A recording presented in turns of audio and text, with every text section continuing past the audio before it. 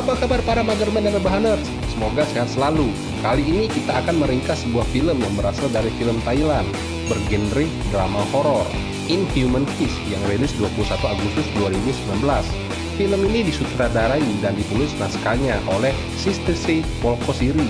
Drama horor ini tercatat meramaikan sejumlah festival film di dunia, seperti Paris Film Festival di Italia, serta Shanghai International Film Festival di Cina.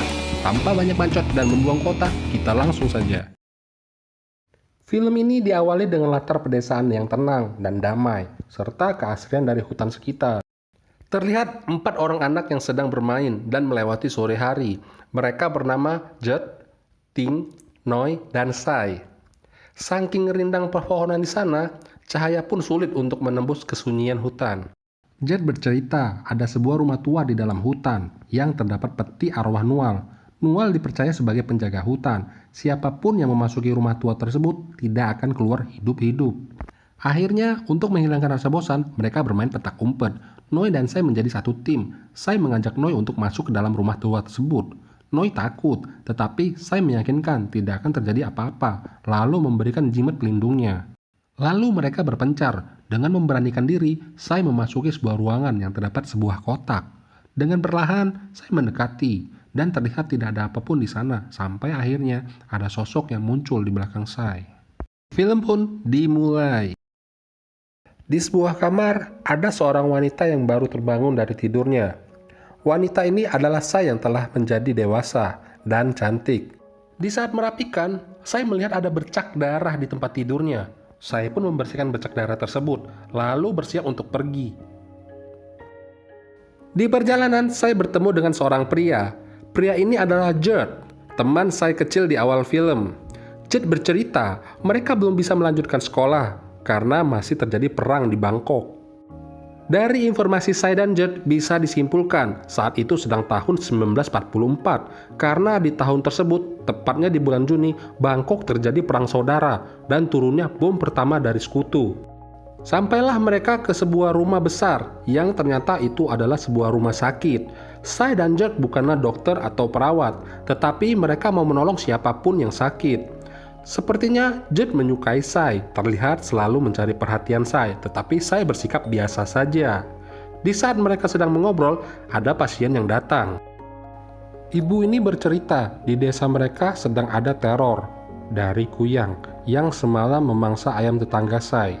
Ibu tersebut meminta untuk Sai dan Judd berhati-hati di malam hari. Di keesokan hari, di saat saya terbangun, saya terkejut melihat jendela kamarnya terbuka. Terlebih saat saya melihat tempat tidurnya yang sudah dipenuhi banyak darah. Saya juga merasa sakit di bagian dada. Setelah dibuka, ada tanda merah memanjang di sekitar dadanya. Keanehan ini sampai membuat saya suka melamun di rumah sakit. Saya meminta Jack menemaninya ke hutan, dan entah apa tujuannya. Di hutan, mereka berdua terkejut melihat ada obor yang menyala. Sai mempertajam pandangannya. Terlihat ada seorang pria yang membawa obor. Dengan ekspresi senang, Sai mendekati pria tersebut yang ternyata adalah Noi yang telah pulang dari Bangkok. Tanpa menghiraukan Judd yang berada di sampingnya, Sai memeluk Noi dengan erat seperti Juliet yang merindukan Romeo-nya. Terlihat Judd cemburu dengan tindakan Sai. Kepulangan Noi tersebut tidak sendiri. Dia bersama rombongan pemburu kuyang yang pemimpinnya bernama Ted. Ted bercerita bahwa teror kuyang sudah merajalela di banyak desa, tetapi kepala desa tidak percaya perkataan Ted. Ted melanjutkan, kuyang adalah panggilan untuk wanita, dan jika laki-laki bernama kerahang. Apabila seorang wanita meminum ludah kuyang, maka akan menjadi kuyang. Jika laki-laki, maka ia akan tersiksa dan mati oleh racunnya. Lalu Ted menunjukkan kepala kuyang yang telah mereka bunuh. Di sini terungkap mengapa Noi bisa bersama dengan para pemburu kuyang. Noi tidak berani pulang sendiri dan berbohong kalau di desanya terdapat kuyang. Di keesokan hari, keadaan saya semakin memburuk. Saya terbangun lalu memuntahkan banyak darah. Jendela kamar yang harusnya tertutup kini terbuka. Darah di tempat tidurnya semakin banyak dan tanda merah di dadanya semakin melebar. Di tempat lain, ada seekor kerbau yang mati. Saya takut. Noi meyakinkan bahwa itu ulah dari binatang buas. Judd sendiri terlihat bergabung dengan Ted. Noi berusaha membujuk Judd untuk mengurungkan niatnya. Sebenarnya, Judd mempunyai tujuan lain dengan bergabungnya ke Ted. Simak sampai akhir, tujuan Judd yang sangat mengharu pilukan. Di malam hari, Jet menghampiri Sai untuk meminta menutup pintunya, lalu pemburuan kuyang pun dimulai. Di kamar, Sai merasa kesakitan, dadanya dan matanya memerah, sampai akhirnya terungkap Sai adalah seorang kuyang. Di saat perburuan, terdengar seorang pria yang meminta pertolongan. Bayi mereka telah diambil oleh kuyang. Dengan membabi buta, Ted beserta yang lain menembaki kuyang yang terbang di atas mereka, tetapi tembakan mereka selalu meleset. Sejenak kuyang itu menghilang, tiba-tiba Jet datang dengan membawa bayi. Di tempat lain, Noi tidak sengaja melihat cahaya merah yang terbang di atasnya. Noi berusaha mengikuti, sampai pada akhirnya cahaya itu masuk ke kamar Sai. Noi khawatir, lalu mengambil tangga. Betapa terkejutnya Noi saat melihat kepala kuyang menyatu dengan tubuh Sai. Sai yang telah kembali menjadi manusia pun kaget melihat Noi yang telah berada tepat di depan jendelanya. Noi terjatuh dan berusaha menenangkan diri. Sai pun menangis karena orang yang ia cintai akan membenci dan menjauhi dirinya. Keesokan hari, saat Sai masuk ke rumah sakit, dia melihat kursi yang suka ditempati Noi kosong. Di tempat lain, Noi tidur di kuil.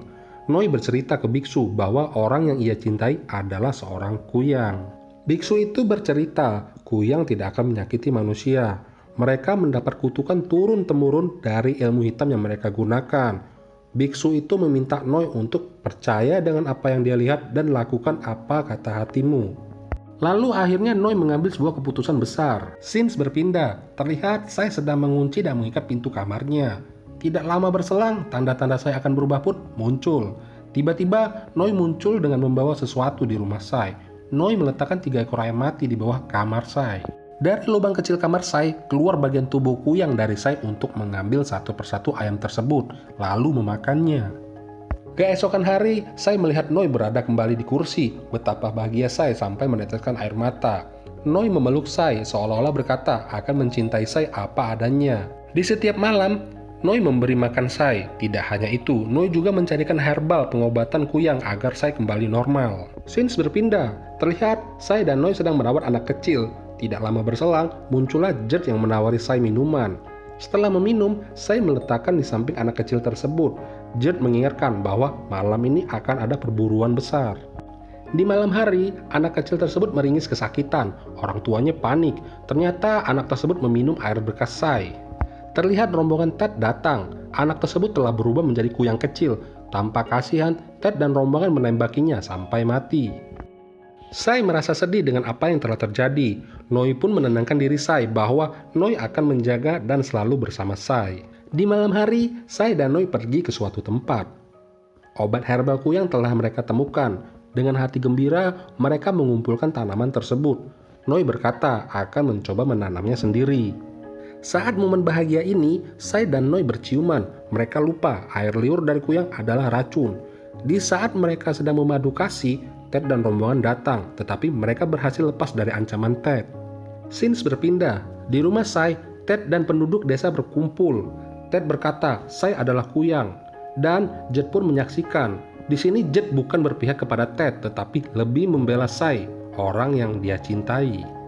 Akibat perbuatan Jet, Ted mendatangi dan menyerang Jet di rumahnya. Terlihat penduduk masih berjaga, tak lupa Sai memakan herbalnya. Noi pun berusaha menanam herbal kuyang agar Sai kembali sembuh.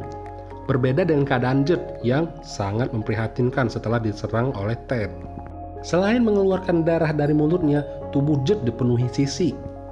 Setelah hari berlalu, Noi merasa putus asa karena tidak berhasil menanam obat herbal untuk Sai. Noi meminta Sai untuk ikut bersamanya ke Bangkok. Selain demi keselamatan Sai, Noi meyakinkan pasti ada obat untuk Sai, dan Sai pun mengiyakan. Sebelum pulang, Sai menghampiri Jet. Di sini terungkap mengapa Jet bergabung dengan Ted.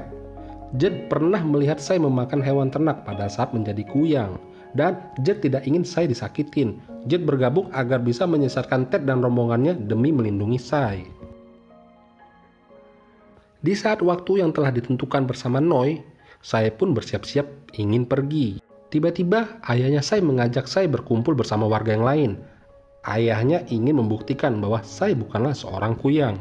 Di sisi lain, Jet mendapat bisikan dari Ted, sampai akhirnya Jet berubah menjadi seorang monster. Hal yang tidak diinginkan pun terjadi.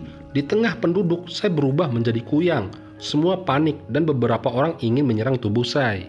Di scene sini terungkap mengapa Judd bisa menjadi seorang monster. Ted sendiri sebenarnya adalah seorang kerahang.